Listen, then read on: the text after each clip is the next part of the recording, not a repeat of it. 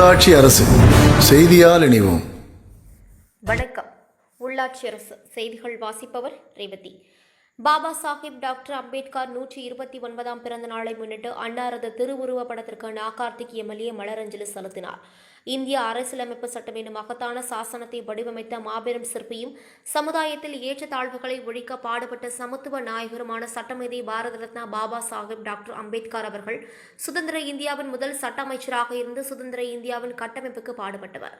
ஜாதிகளற்ற பாகுபாடுகளற்ற நவீன இந்தியாவை உருவாக்கவும் பெண்கள் மற்றும் நலிந்த மக்களுக்கான சம உரிமைகள் நிலைநாட்டப்படவும் தனது வாழ்நாள் முழுவதும் போராடியவர்.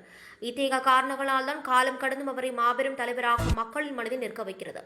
கல்விதான் ஒருவனது நிலையை மேன்மையாக்கும் என ஆத்மார்த்தமாக நம்பியவர்.